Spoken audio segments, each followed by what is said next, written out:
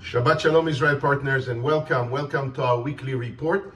And today I want to speak with you about what was happening in Israel last week and what's about to happen in the coming week.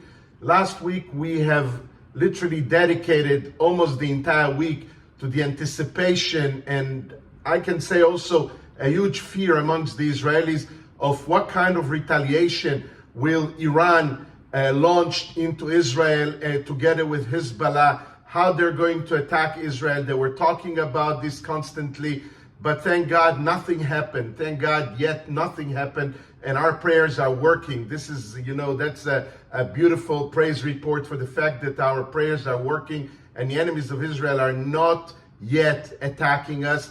During that week, Israel also sent the delegation of high-ranked officers and the head of the Israeli intelligence organization, the head of the Mossad, together with some other officers, into Doha in the Gulf, together with the American chief of the CIA, together with the Egyptian chief of their intelligence offices. And all these people together are trying to negotiate right now and, work a deal between Israel and Hamas in Gaza. On the Israeli side, what we're seeking is literally the release already of our 115 hostages that are still captured in Gaza ever since October 7th.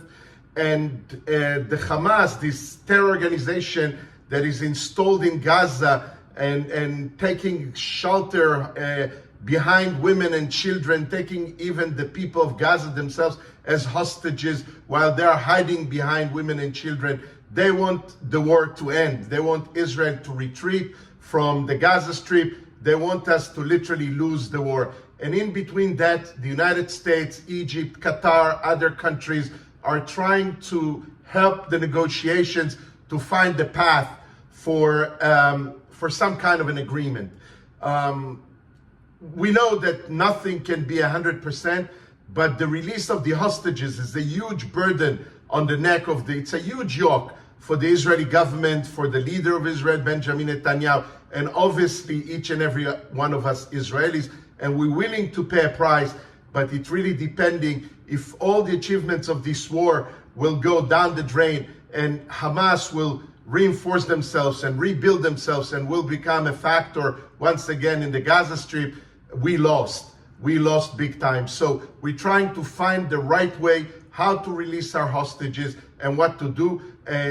They say also on the Israeli side that there are some breakthroughs, and the Israeli delegation is going to go back next week to Doha, and hopefully something good will come out of this. In the meantime, the Iranians are never ceasing from threatening Israel.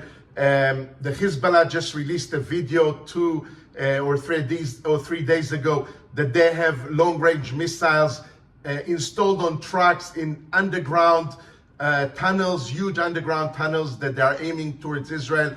So there are still huge challenges in that situation. Israel still engages in the war, and I hope that the lovers of Israel and the friends of Israel and the partners of Israel, just like us, will be engaged in prayer, to become prayer intercessors, to hope for good for Israel, to hope for good for America, because if Israel would lose this war, I'm sure that the rest of the West is at stake right now. You know that these enemies of Israel, they call Israel the little Satan, Europe the middle Satan, and America the big Satan. So we are in a war against the devil himself, and we know that we cannot surrender to the devil.